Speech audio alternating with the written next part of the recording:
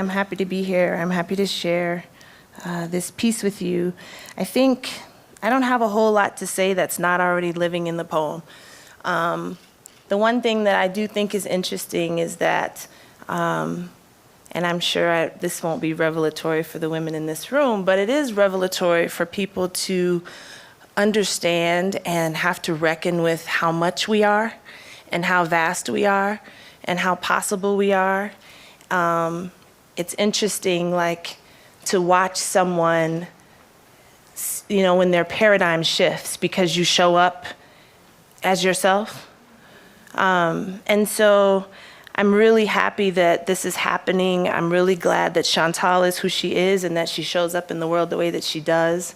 I'm glad that she insists on herself. I'm glad that she asks you all to do the same, because all of it matters. And because the reality is that there are plenty of women who have not yet been introduced to the fact of their brilliance, right? And the fact of how magic they are. And so in a small way, this poem is pulling at those women, right? Because it's not just about those of us who have, you know, figured it out and have, you know, managed to move the bramble out of the way well enough to do the things that we want to do, but it's also for the women and the girls who are still trying to, you know, learn the sound of their names. And so this is as much for them as it is for all of us. For the women, the mothers, the wives, the ones whose blood moves relentlessly on, to the ones who wish to be important, for the ones who know they already are, and for the ones who have thrown their necks into tomorrow, to the women whose high-flown right now feminism will remain unapologetic, the ones who dream their impromptu lives can be fat with a sugared revolution, I see you. I know you've been keeping stars in your eyes, though daggers have been at your throats. I know the work can be great and terrible, fraught with insular agony and the kind of confusion that frustrates the stronger parts of our resolve, and we practice the forgetting of fear. For our mothers who were never told they are worthy of every good and perfect thing. For the ones who made the bread and worked the fields and suffered the sun on their backs. We have tried, grandmother. We have tried to shut up our own souls in agreement, to remain quiet and ignore history's misrepresentations about what it means to be born a girl. How we are to obligate our mouths to silence. We know, we, the faceless girls who revenge ourselves by insisting on the sound of our flesh, we do not mean to be so symbolic, but you will see it that way.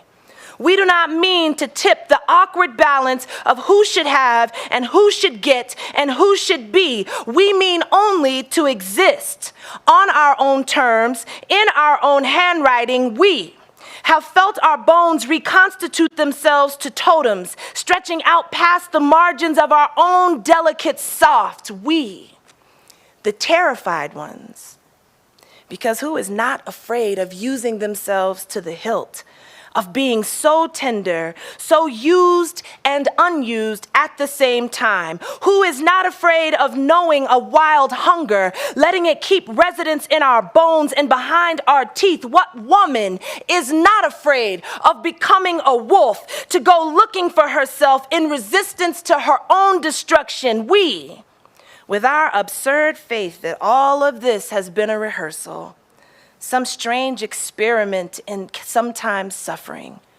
We're not charity cases, not victims, not history's bad luck accidents. I look at myself in the mirror some mornings and think, who in the hell made up this story? What a whimsical thing to be a woman, to burst through human skin this way, to swing our hips, clap our hands until the earth believes us. You know, there is a shimmy right under our skirts. We've taken the trenches and bedecked them in starshine. There are no dark places we cannot conquer, for we are more than rivers, fire starters, and waymakers. Yes, we are all of that. When we are standing in the wind, hands open and outstretched like starfish, when we have stood still in the moments where doubt was a hiss in our ear, when we did not know what words to offer to these cosmic fights of endurance, we can remember that we are born from women built like oak trees, women who rumple and squeeze their femininity to simpering in the flesh-born masonry that looks the most like heaven. We are the thunderclouds in your kitchen, without the convenience of forecasts. We stretch and reach and imagine brighter rooms with just enough sunlight to paint the walls in the shadows of our own misunderstood girlishness, and we offer our limbs to the sky. Can you see us? There is so much magic here, more, far more than what the wind can describe. So to the women, the holding on ones, the deliberate ones, the trying ones, the soon and very soon ones, just praise. Praise your bodies and the way you woke up this morning. Praise.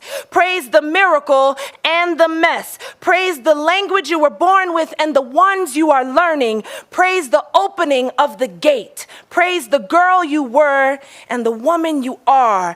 Praise the becoming. Praise the journey. Praise the fight. Praise the wherewithal. Praise the riding of wind without seeking permission. Praise. Praise the universe in your ribcage. Praise the trench that taught you about darkness. Praise the day you dance naked in the light. Praise the laughter that lives in your belly. Praise the gardens you can plant in your bones. Praise the bamboo your spine can become. Praise the stories you've kept and the ones you didn't. Praise the scrap and gristle you've got. Praise your being. Praise your becoming. Praise the atoms and the cells that make your body stand up like cathedral. Praise that there is so much of you left. Praise the otherworldly algorithm that is your heart. Yes, especially that. Revolution is the sound of your heart still beating. So praise, just praise.